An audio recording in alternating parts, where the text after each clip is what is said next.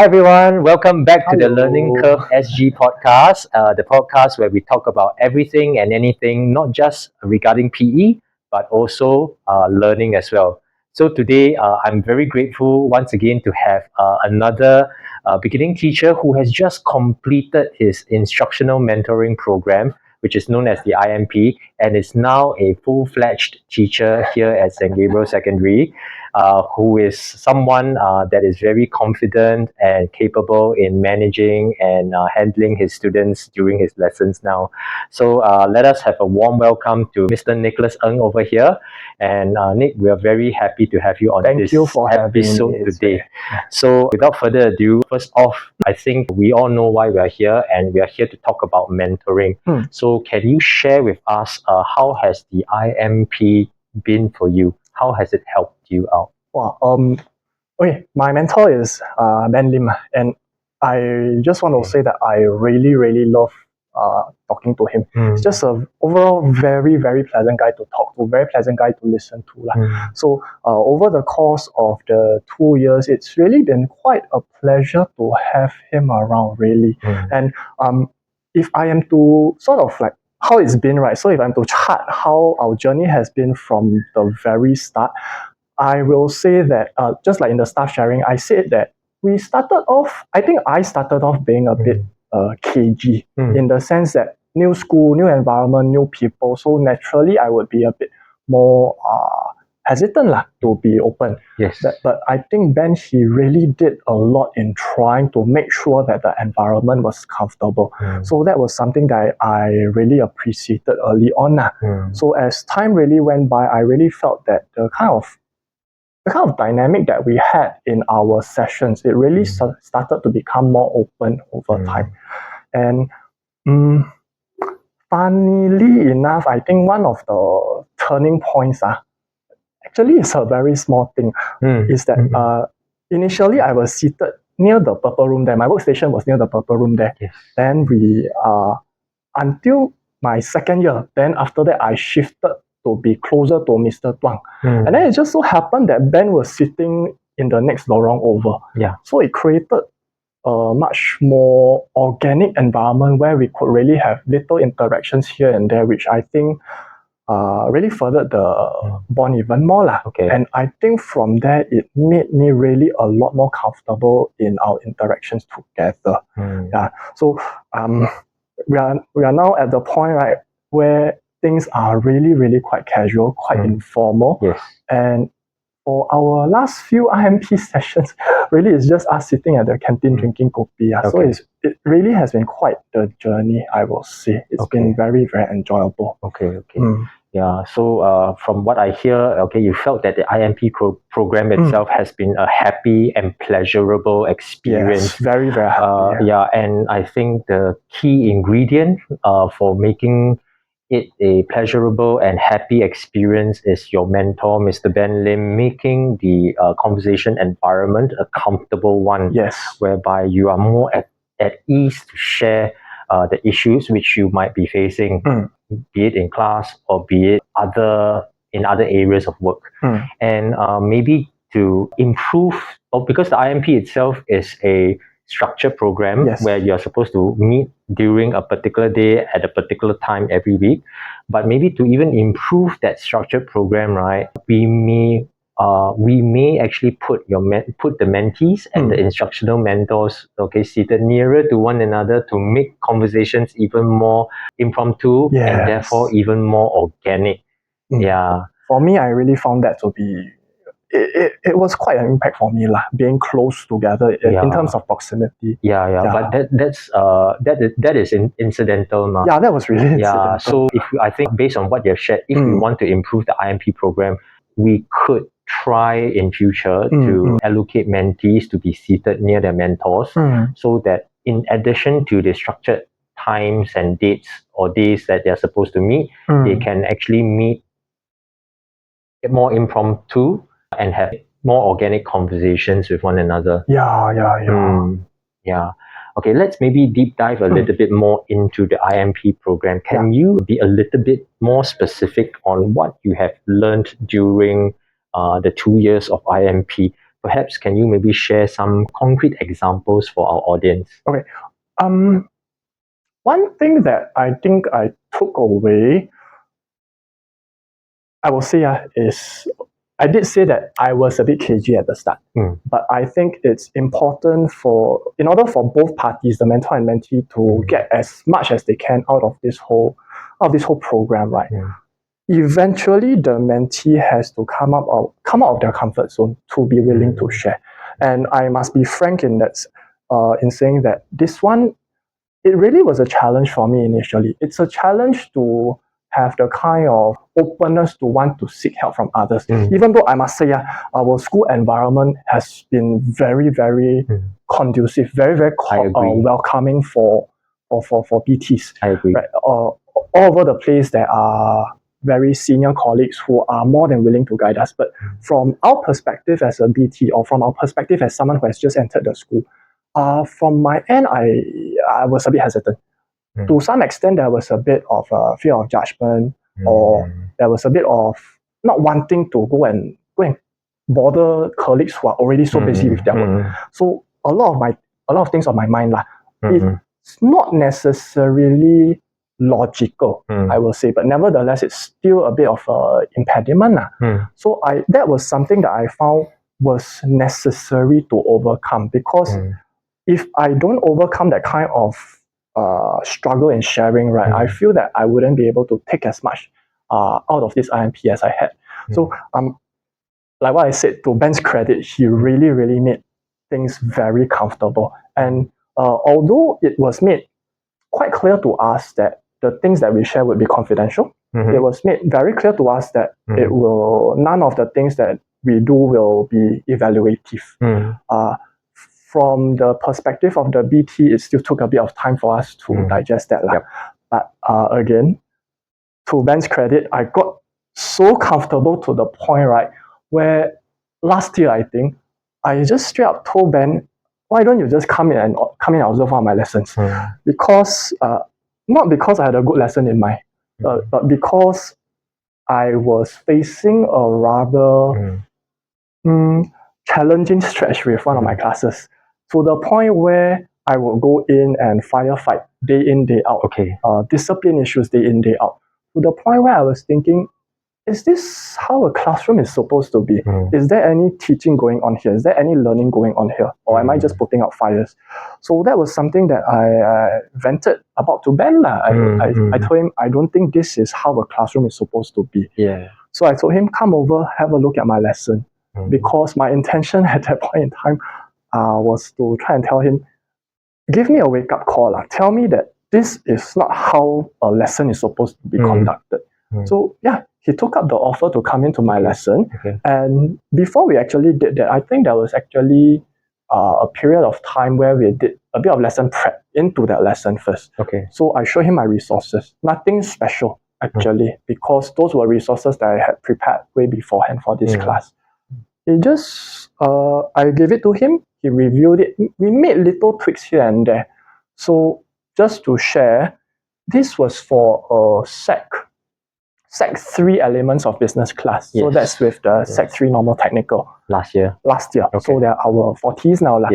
And we were touching on the topic of hotels.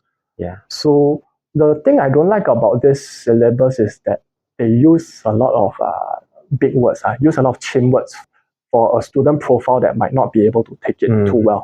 So that was one of the issues that I would had in teaching.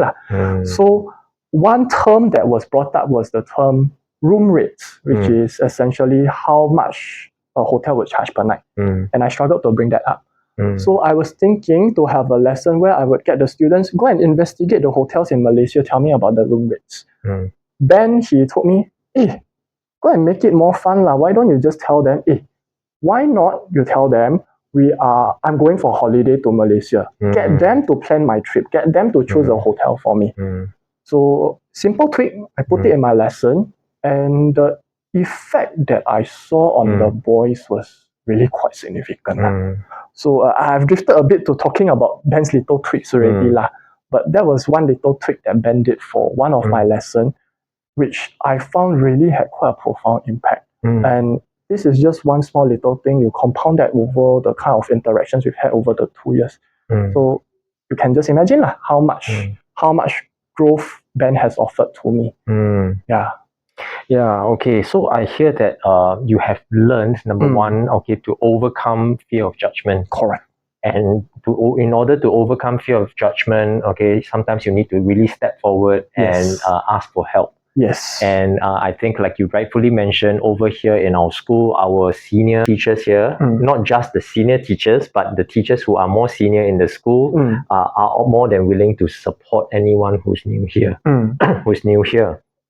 And the second thing, I think you rightfully mentioned also was that when you get the students more involved in the lesson, all right, for example, the case that you shared where the students were asked to actually plan their own trip to Malaysia and research on the cost of the rooms per night in the various hotels which they want to stay, can actually get them more engaged during the lesson. And I believe that actually happened because because the students feel that they are taking a little bit more ownership in their learning because they are involved in the planning. Yeah. So would you say that you have learned a little bit more in a sense that you might want to you have to understand the needs of the students first, and then get the students to be more involved in the lesson through maybe planning certain parts of the lessons with them, because in a all boys school, right, having more hands-on activities can actually help in leveling up the engagement level of our students. Yeah, absolutely. We actually, this is a class that I have kind of a soft spot for. Yes. And Ben, we work really, really closely on some of the issues regarding this class as well, because Ben, he has a lot of experience working with students at the NT level. Yeah. So many things that he brought up, I will not have realized had I been thrown into a NT class without any prior background. So I really, really appreciate the kind of experience that he has.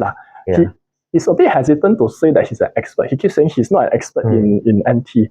But I think he really has got a wealth of experience in helping me to work with a very unique set of kids.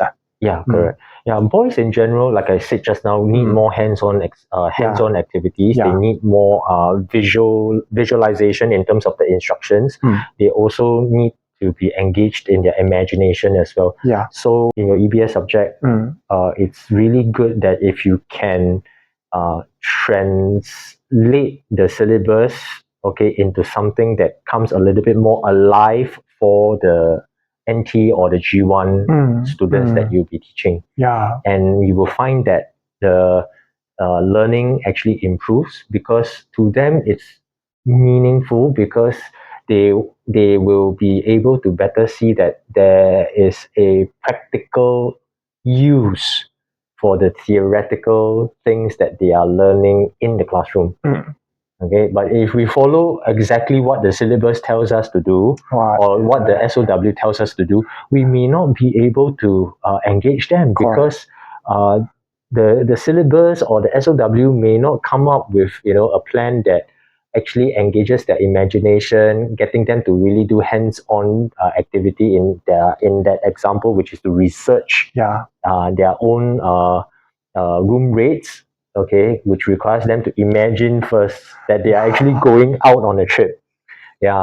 So when all these things are being engaged in boys, and especially NT and G1 boys, right, the engagement level, I think, naturally goes up 1 to 2 or even 3 notches. It's quite for profound. them. The impact that I saw really was quite significant. Correct. You're right. So I believe this is what you actually took away most from the IMP sessions with Ben. The engagement of boys through visual, tactile, kinesthetic kind of learning. But most importantly, okay, we need to, when we face issues, we ask.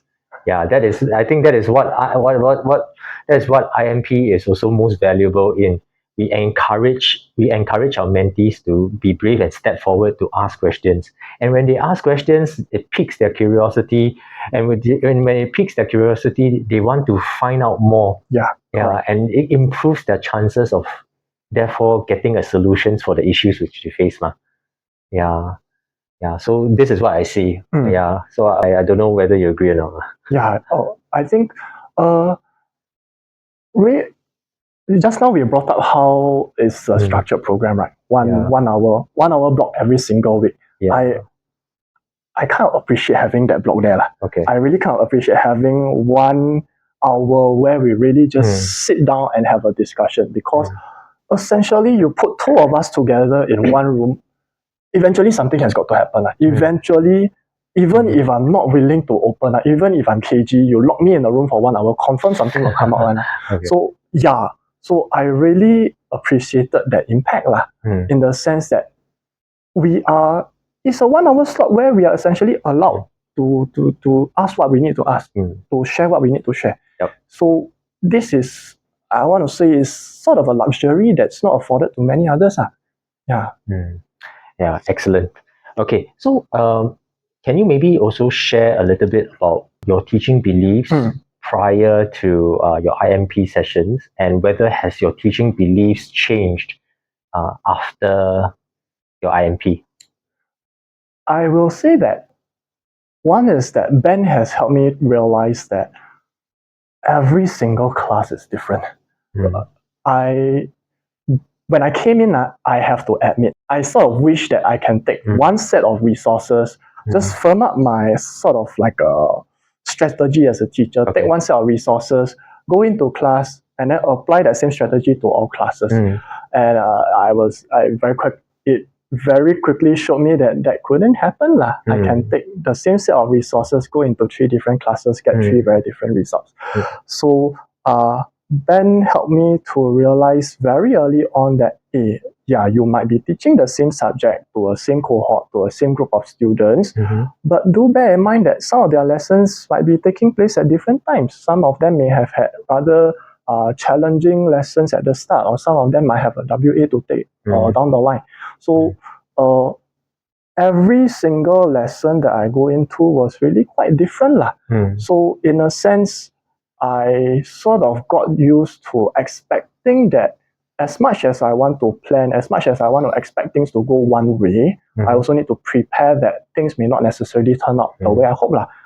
And early on, this was something that was a bit difficult to take, knowing that I planned for a lesson only for it not to turn out very optimally. So over time, with discussion with Ben, telling him, hey, why didn't this work out? Why is this boy acting like that? I think over time, I've come to become more accepting, more receptive towards how sometimes really lessons can really just change like that. And also, my first year into teaching, so my practicum year, I think I was very kind. Very permissive with the boys. I was very into building rapport, which I think is something that very reasonably most young teachers will hope for. So I was a bit more permissive than I hope I would like, in the sense that I would let go on some discipline issues. So, and that came back to bite me, of course. So when it came to my second year, I flipped the switch to the other side too much. Become too fierce, become too strict. Very little room for give and take between me and the boys. And that made me quite uncomfortable, I will say. And I also brought this up to Ben. I told Ben that this year I'm going to set very firm expectations. I'm going to, from the very start, I'm going to build my routines, make sure that students follow me every step of the way. Then it started out, I think, okay. But of course, I was fierce. I scolded. Then at some point, I started to realize that my rapport was starting to suffer. One. Two, I was quite uncomfortable about who I was becoming, because day in, day out, I would just be very forceful on the boys. And I felt that wasn't who I was. as a person or a teacher. So, and then my hopes about how me being very firm, very fierce would help me in my classroom management, that also didn't pan out the way I had hoped. The kind of discipline issues still happen. People still don't submit my work. So I'm thinking like, even though I was so firm about things, even though I was so fierce about things, even though I scold people here and there, why is it that I'm still facing the same issues that I had in the first year? So at some point, I just decided if this is going to be the way, then I shouldn't be putting myself through this kind of discomfort. I really shouldn't be this kind of, I will say rather inauthentic teacher where I go in with some sort of a persona. So Ben helped me work through that as well, or rather, these were some of the issues I shared with Ben in my second year last year. Then this year, I'm more of like, which is my realization. I think this year, I just want to be myself. So this year, I go into classes, I don't adopt some sort of like very firm persona. That's not who I am. All right, I just go in as my own style. And am I still facing issues with discipline? Yes. Am I still facing issues with getting my work on time? Yes. But I will say not any more than I was from last year or in my first year. So I will say that becoming someone who is more authentic now, I will say, as someone who just goes into classes as who he is, I feel more comfortable. And that, I think, has made me into a more effective teacher in the sense that I don't need to worry about coming out of class regretting what I just did. So for example, if a student doesn't really submit work, how would you deal with that kind of a situation now compared to last time? Wow. Last year, I would be very forceful.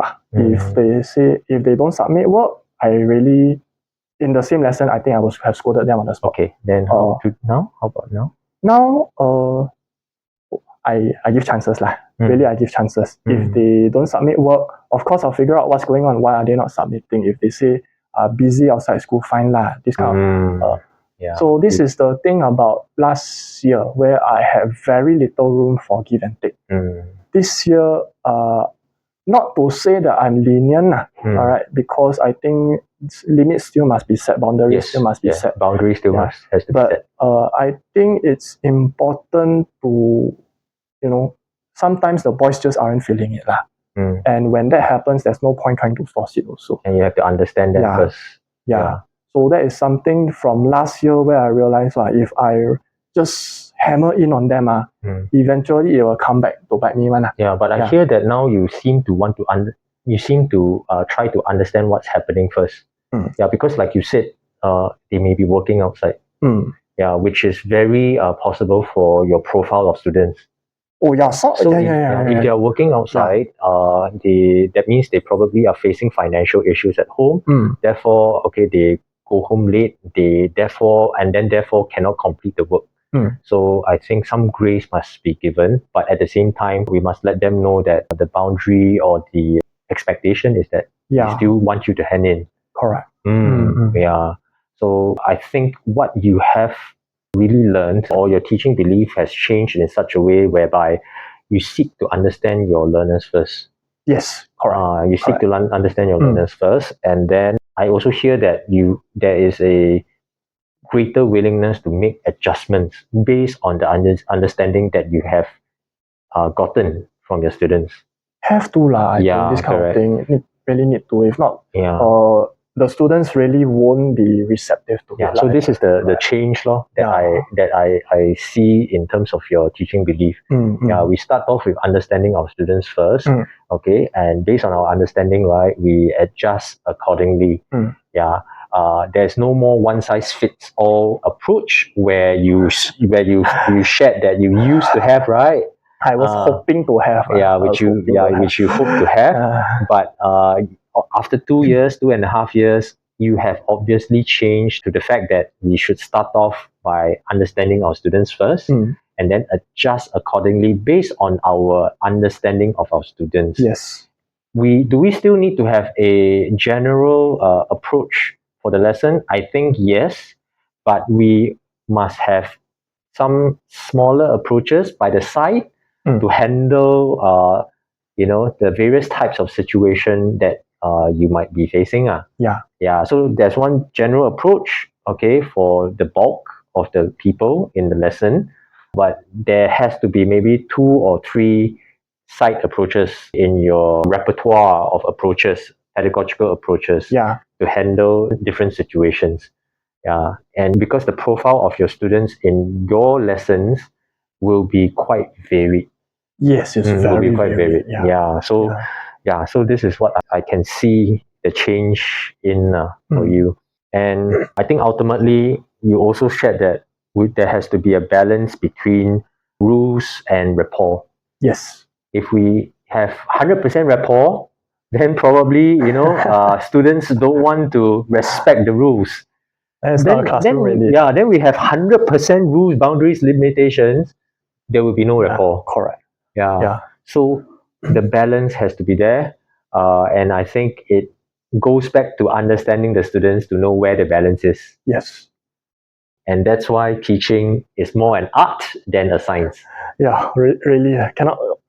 If I'm to apply the scientific method, I don't think it'll work. Really, cannot. Yeah, cannot be pure science lah. But sometimes we have to apply the more artistic nature of things in our craft. Yeah. Okay. And I think let's move on to the next question. We have been talking quite a bit about assessment in our school over the past 6 to 7 months because this year we are focusing on assessment literacy for teachers. Can I just pick your brains with regards to your thoughts about assessment and how you think whether assessment supports learning or not? I think the support learning one is definitely have lah. There definitely is an element where assessment will support learning. For one, it really helps me identify the kind of gaps that my student has. And two, I think getting them, or rather, and now I'm talking more about things like giving them quizzes lah, or rather WAs lah. It's having them sit down in a more formal setting to sit down, actually attempt a set of questions. I think it serves one as sort of a check, but two also as a milestone to show them how far they have been as far as the syllabus is concerned. So I think it's useful as in a sense to show them. From the teacher's side, I will say I personally use assessments as sort of like I want to say it gives me a sense of comfort in knowing that these are where my students at lah. But at the same time, I'm also kind of aware lah that we provide too much assessment to students, it can also backfire.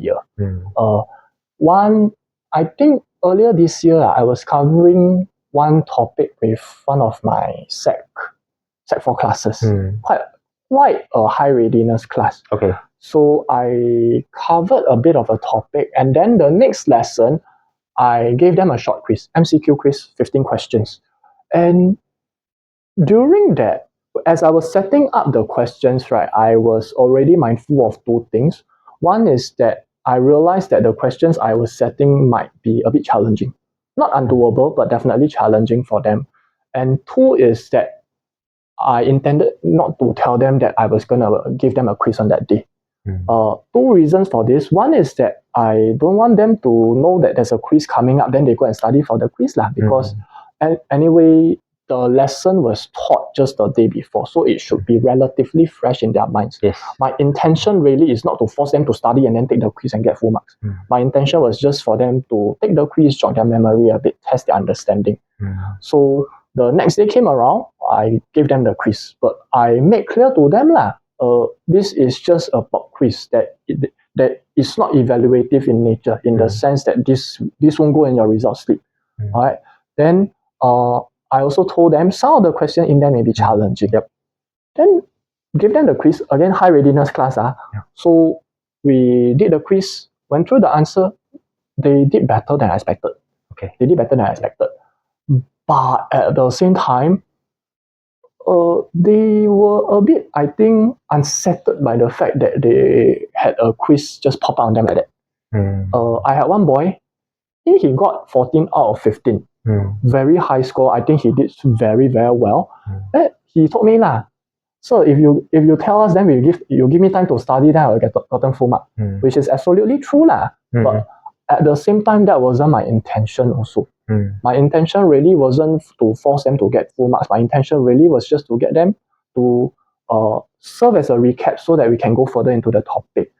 But then my boys didn't quite see it the same way lah. The moment I think they realized that, oh, it's a quiz, there's gonna be a number assigned to how much, what level of achievement I have gotten. I think that adds stress to them.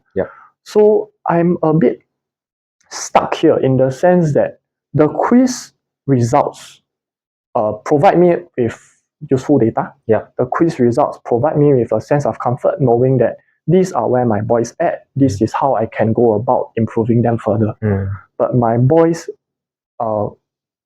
is the opposite lah. They see quizzes as some sort of like a challenge to them, which I'm a bit mindful about lah, because I really don't want to stress them too much, especially at this point in time. So it's a balance. It's a balance. I'm still struggling to find that balance, but at the same time, I really find it so useful that I don't really want to minimize the kind of quizzes that I'm currently giving to the boys lah.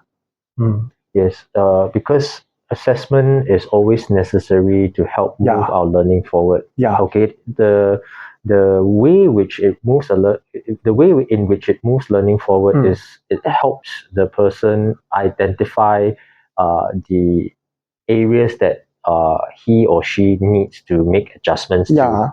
And in your case, you mentioned identify learning gaps. When the area is identified to make adjustments, only then the person can make the adjustment. And only when the adjustment is being made, then more information can be fed to the person to move his learning forward. And that is where assessment is so important. It's the start point of moving learning forward. The middle part would be identification of the learning gaps or the areas of adjustments. And the third part would be to be able to give oneself or give another person the necessary feedback to close that gap or to make that adjustment. Then only then, the information to be fed for the person to move his learning forward can be given. So that is basically how we learn. Okay, and but as you rightfully mentioned, many students who are of high readiness still see assessment as a kind of judgment on them. They see assessment as evaluative, which is basically assessment of learning. But I hear that you have mentioned very clearly to your students that it is not. It was to actually help them activate prior knowledge in that particular situation that you were saying. So I hope that you can continue to repeat the intention of your assessment to your students. Be it for the use of activating prior knowledge, be it for the use to help them identify where their areas for adjustment is needed, so that they can feedback to themselves or they can feedback to one another, or for you to give them the feedback so that they can make the adjustments or close the learning gaps before we move on to the next topic to move the learning forward. Then I think it will ease their stress and it will ease their concerns whenever they do a pop quiz. So when they know that, if it's just a pop quiz, it's really to help me improve my knowledge base that I have in my brain. It is not to judge and it's not to evaluate. It's always to help improve.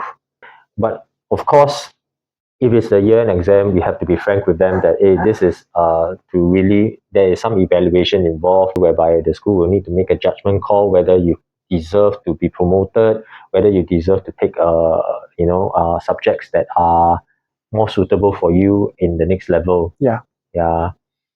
So the key thing is to tell and be explicit on the intention of assessment. Yeah, so that our boys, okay, can always remember that most assessments that we do, okay, even the ones that is evaluative, should be always seen from the lens, always should be seen from the lens of improvement, Correct.